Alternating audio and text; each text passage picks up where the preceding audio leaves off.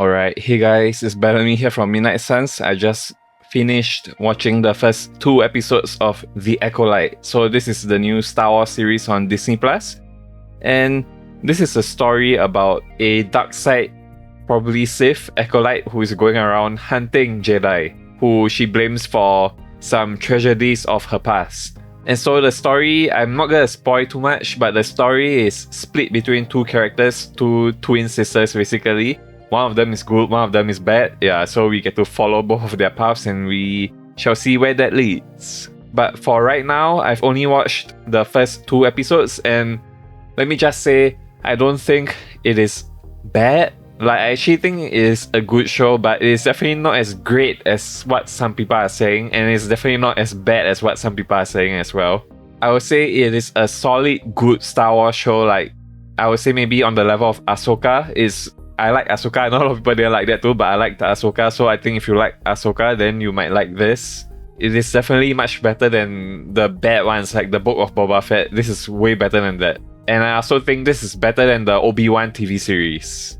But this is not as good as Andor or Mandalorian. But okay, let me talk to you guys about my main complaints with this show. So, if you've watched the trailer, you've seen some characters in the show, and one of my most excited characters to see, like the character that I was most excited to see was Carrie-Anne Moss's character. She's playing a Jedi Master. And this is probably a spoiler, but a very minor spoiler because all of this happens in the first 5 minutes of the show. But basically, spoiler alert, her character gets killed off within 5 minutes of the show, like in the first episode. And I'm like, what the heck? Like, she was featured pretty prominently in the trailer, but when you watch the show, that's basically what you get. Like, whatever you saw in the trailer from her, that's what you get. What?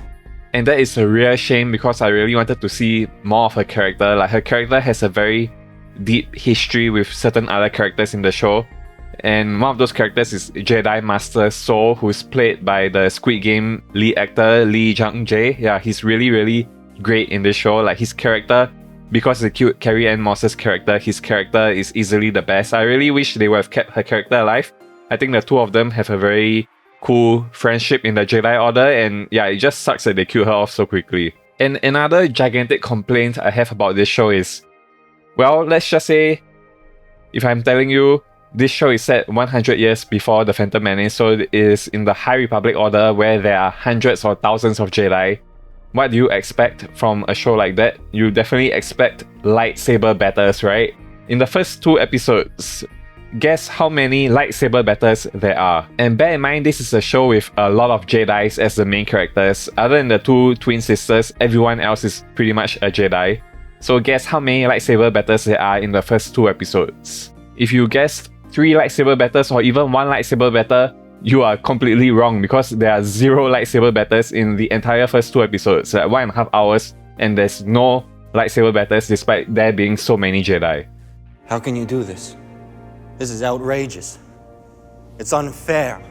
And don't get me wrong, I do think the action choreography is pretty cool. Like, there are a lot of martial arts kung fu fighting, which is cool, but it is not what I really want from a Star Wars show. Like, if you were telling me there are so many Jedis, I want to see lightsaber battles. That's what people watch the Jedi for. That's what people watch Star Wars for. That's what, when I grew up, I watched the prequel trilogy. It's always the lightsaber fights that I'm there for. You know, the Duel of the Fates, Yoda spinning like a madman when he was fighting Count Dooku in Attack of the Clones, and Revenge of the Sith, General Grievous versus Obi-Wan, and any Obi. Yeah, those are like the best moments in Star Wars to me as someone who grew up with the prequel trilogy. And I've just been waiting for Disney to create lightsaber battles on that level, and it has yet to happen. Now, that is not to say that it can't happen later on in this show, because they do introduce a pretty cool Sith baddie who has a red lightsaber and a pretty cool mask. He has like this like evil Joker face mask, like he has an evil smiling mask with teeth. And yeah, I'm hoping that there is some epic lightsaber battles with him once he fights the Jedi, if he does. But otherwise, as of right now, in the first 2 episodes, there are some cool martial arts fights, but 0 lightsaber battles, which really makes me question why bother having all the Jedi there and they all have lightsabers if they're not even gonna use them to fight. But apart from those problems that I mentioned, I actually think the story is pretty interesting. like the two main twin sisters that they introduced. Their story is very intriguing as of right now. I don't know how it will progress. But yeah, I'm just hoping that the show gets better. I think the first 2 episodes were a good starting off point, and it should definitely lay the groundwork for the show to get much better from this point on. Anyway, for my rating for the first 2 episodes, I'm giving them a 7 out of 10. I think the first 2 episodes are good, but still not what I want fully out of Star Wars. I really want some epic lightsaber battles, so I really hope they give us that. You know, have all the Jedi here. In the trailer, they showed like the 6v1 lightsaber battle that looked like it was gonna happen. I hope it does happen. I hope the Jedi don't all get just one-shotted like how Palpatine one-shotted everybody in Revenge of the Sith.